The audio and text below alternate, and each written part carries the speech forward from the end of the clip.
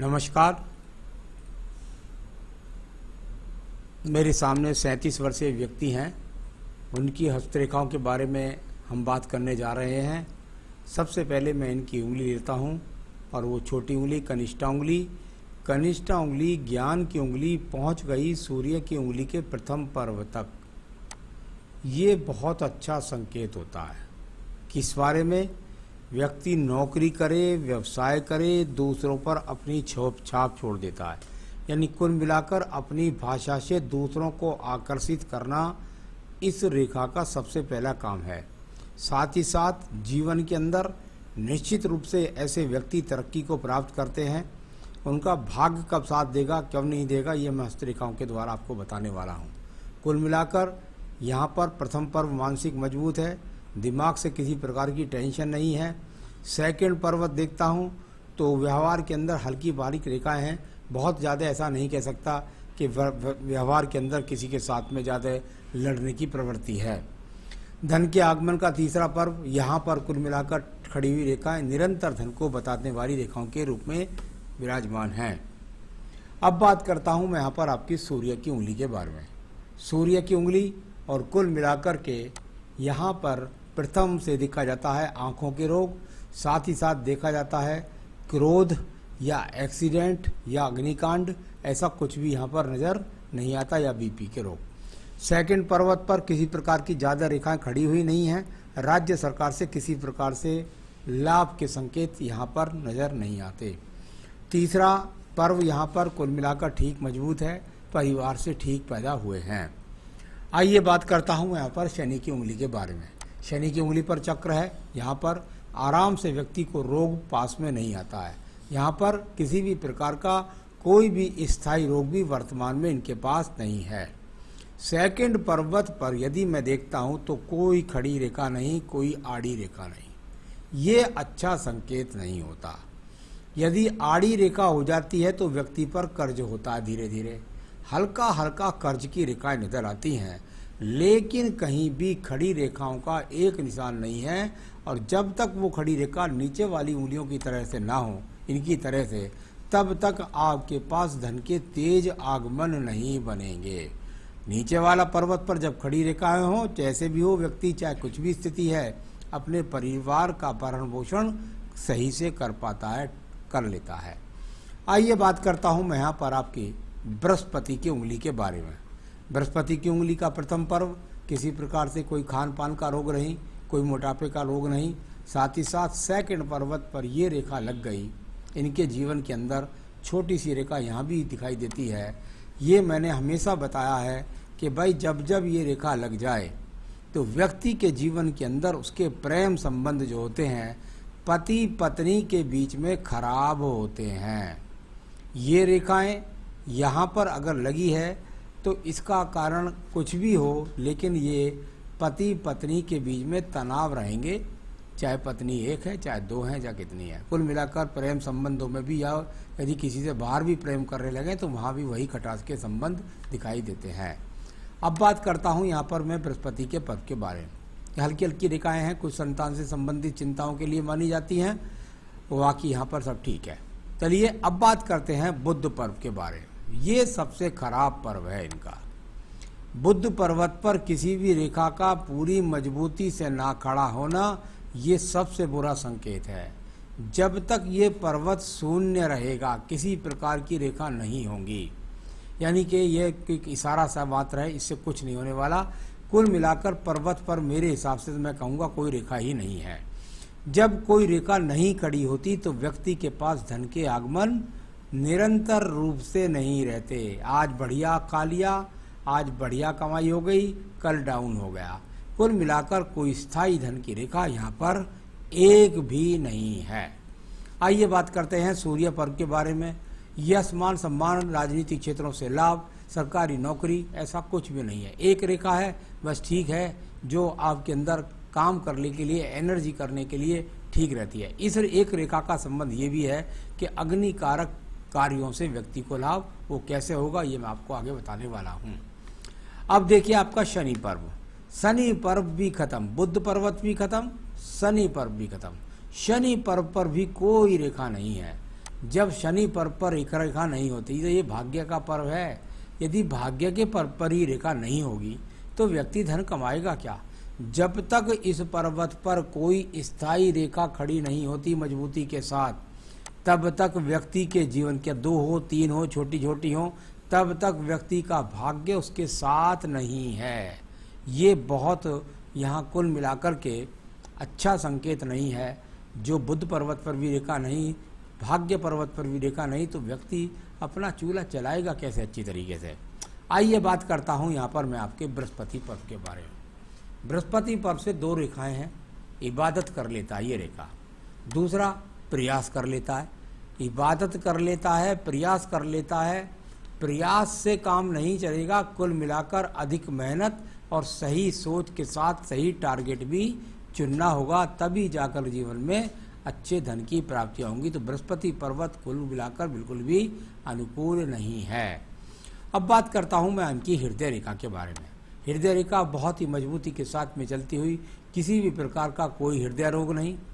अगर बात करें वर्तमान से आगे की, क्योंकि पिछली रेखा तो मेरे हाथ में है नहीं, तो उसकी बात करें तो इनका स्वास्थ्य भी ठीक रहेगा, इनकी पत्नी का स्वास्थ्य भी ठीक रहेगा। यहाँ अब किसी प्रकार के पति पत्नी के बीच में कोई वैचारिक मतभेद झगड़े कोई लंबे स्तर तक नहीं जाने वाले हैं। इस प्रकार की यहाँ पर ये हृदय रेखा दिखाई पड़ती है। आइए बात करूंगा मैं आपके निम्न मंगल पर्व के बारे में। निम्न मंगल पर्व ये कर्म पर्व है। ये देखिए यहाँ 1 और ये 2 और ये 3 और पूरा पर्वत उसके बाद साफ। अरे साहब, सवाल ये है कि जब इतना बड़ा पर्वत पूरा खाली हो जाए तो इसका मतलब ये हुआ कि जो व्यक्ति काम कर रहा है ना, उस काम में उसकी पूरी मेहनत है ही नहीं। यानी कि इसको मैं कह सकता हूँ कि इनसे कहिएगा कि जो इनका टारगेट है, जो इनकी चीज़ है, उसमें इनका पूरा समय नहीं लगा हुआ है। इसका कारण कैसे कैसे हो सकता है? जैसे मान लिया किसी व्यक्ति का अगर एग्जाम्पल देते हैं और मान लिया वो साइकिल के पंचर लगाने की दुकान करता है, तो पता लगा उसने पंचर लगाने की जो दुकान है वो शाम के समय जाकर के, ये दोपहर में 10 बजे जाके खोली, तो सुबह सुबह साइकिल ठीक करने वाले सब तो चले गए, सबने दे दिया जिनको देना था ठीक करने के लिए। आप समय से बाद में जा रहे हैं। सवाल ये है कि जिस चीज़ को इन्होंने चुना है उस चीज़ को ग्राहक के सामने पेश कितने बजे करते हैं। जैसे मान लिया ये काम करते हैं कि भाई ये अग्नि से संबंधित रेस्टोरेंट का काम करते हैं, तो उसमें क्या है कि सुबह सुबह यदि ये बिरयानी लगाएंगे, वेज लगाएं या नॉन वेज लगाएं क्षेत्रीय हिसाब से, तो सुबह सुबह बिरयानी बिकती है, शाम के समय बिरयानी नहीं बिकती। तो शाम को बिरयानी बेचेंगे तो पता लगा दुकान चलने की रही है, तो बिरयानी का ठेला लगा सुबह सुबह। तो कुल मिलाकर इनके टारगेट में कोई कमी है, उसको इनको ठीक करना होगा। इनका क्या काम है उसको इनको देखना होगा। आइए बात करता हूँ बुद्धि रेखा के बारे में। बुद्धि रेखा और यहाँ से चली और लहरदार होकर के चली गई। वही बात जो मैंने ऊपर बोली वही बार बुद्धि से दिखाई दी। यानी कि बुद्धि के अंदर चलता रहता है, क्या करूँ क्या करूँ क्या करूँ, अप डाउन चलता रहता है। अप डाउन ना करें, टारगेट को चुनें, पूरी मेहनत करें, क्योंकि मेहनत के कर्म रेखा चित्र पूरी तरीके से ठीक नहीं है। तो अपने कामों के चुनाव को सही तरीके से करना है और उसमें किस किस समय पर क्या क्या बिक्री का समय उसको सही करना है। फिर देखिए इनके जीवन में इनको तरक्की मिलनी शुरू हो जाएगी। तो ये इस तरह की रेखा है। सेकंड पर्वत पर यदि देखता हूँ तो कोई अब मुकदमे कोर्ट कचहरी के योग यहाँ पर एक भी नहीं है, तो कोर्ट कचहरी मुकदमा कुछ नहीं है। नीचे का चंद्र पर्वत बहुत मजबूत है, किसी भी प्रकार से कोई डिप्रेशन का योग नहीं, कोई मानसिक रोग नहीं, कोई बहुत ज़्यादा यात्रा नहीं, साथ ही साथ कोई विदेश यात्रा नहीं, कुल मिलाकर के किसी भी तरीके से मानसिक रोग से पीड़ित नहीं। तो ये सब यहाँ पर ठीक ठाक है। व्यापारिक रेखा यहाँ पर किसी भी तरीके से मजबूत नहीं है, क्योंकि बुध पर्वत भी मजबूत नहीं है। ये रेखाएं बनेगी इनके जीवन में, आप चिंता ना करें, बिल्कुल निश्चित रूप से मैं कुछ बताऊंगा उसके अनुसार करते, जो मैं बोल रहा हूँ उस पर विशेष रूप से ध्यान रखिएगा। तो यहाँ पर बात करता हूँ आपकी भाग्य रेखा के बारे में।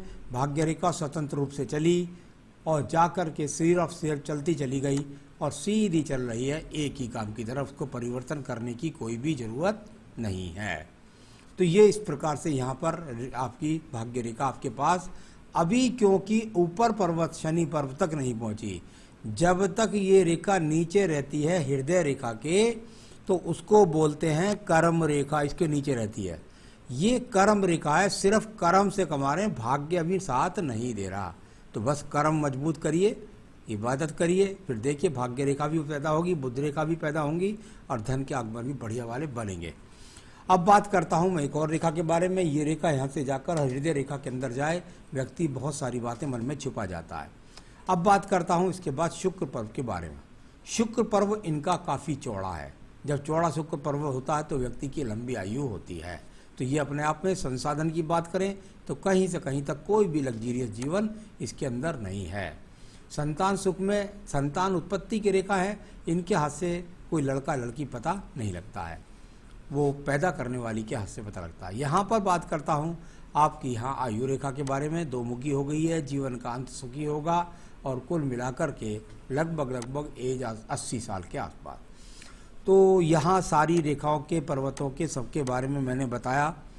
अब आपके सवालों पर चलते हैं। आपने जो कहानी बताई है उसे मैं पूरी नहीं कर सकता, जिससे कभी कोई समझ ना जाए कि कौन व्यक्ति है, किसका हाथ है, क्या है। तो वो हमारा फ़र्ज बनता है कि हम किसी को, ठीक है इनकी वाइफ है, इनके साथ में सब कुछ है, बच्चे हैं, साथ में रहते हैं, चलिए आप भी साथ रहिएगा अपने को, लेकिन इनके हाथ के अंदर कोई आगे अलगाव के चिन्ह नज़र नहीं आते।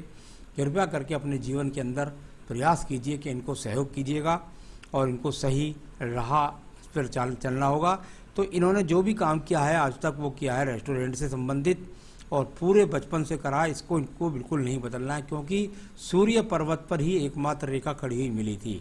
यानी कि अग्नि से पकने वाले कामों का ही काम इनका बनता है। जो मैंने सूर्य पर्वत पर रेखा बताई थी खड़ी हुई, यानी अग्नि पर्वत से ही इनके कामों का काम बनता है। यानी ये काम इनका ठीक है, बस इसको इनको टारगेट सही से करना है कि किस समय पे जाना है, किस समय पे क्या माल बिकता है, उसको देखना है इनको, किस क्षेत्र में माल बिकता है। तो कुछ अलग हटके करें और मेहनत के साथ करें। तो नसीब में पैसा और सक्सेस, देखिए मैंने इनकी हाथ की रेखा जो हाथ में वर्तमान में देखी है, मुझे पता है इस रेखा में भाग्य रेखा भी बनेगी, इसमें बुद्ध रेखा भी बनेगी और ये जीवन में अच्छी तरीके से सफलता भी प्राप्त करेंगे। थोड़ा इनका सहयोग कीजिएगा और इनसे बात कीजिए, मेरा हो सके तो वॉल्यूम सुनाइएगा। तो ये कहाँ इनसे गलती हो रही है, बस काम इनका वही है, उसमें कुछ चेंज कर लीजिएगा। जो माल नहीं बिक रहा है उसे मत बेचिए, दूसरा ले लीजिएगा कुछ। तो यहाँ पर पैसा सक्सेस इनको मिलेगी निश्चित रूप से। अभी इनका सिर्फ कर्म साथ दे रहा है, भाग्य साथ नहीं दे रहा है। तो इनको ये काम करना चाहिए, यही इनको सूट भी करेगा और यही इनका आगे बढ़ेगा भी। आपने कहा अब जब विवाह हो गया है कोई बात नहीं है, अब जीवन साथी को निभाइएगा और निश्चित रूप से आप सहयोग देंगी और आपके आने से इनके भाग्य परिवर्तन भी होगा। तो कुल मिलाकर ऐसा अपने जीवन में कुछ अब इनका कोई ऐसा तलाक का सही सिस्टम मुझे नज़र नहीं आता, आप भी सहयोग कीजिएगा। तो आगे आपने पूछा है अभी इनकी किस्मत के में बेटा है कि नहीं है। बेटा के जहाँ तक सवाल है, इनके हाथ की जो उंगलियां हैं उनके हिसाब से बिल्कुल निश्चित रूप से सूर्य की उनकी बड़ी, तो निश्चित रूप से इनके जीवन में बेटा है।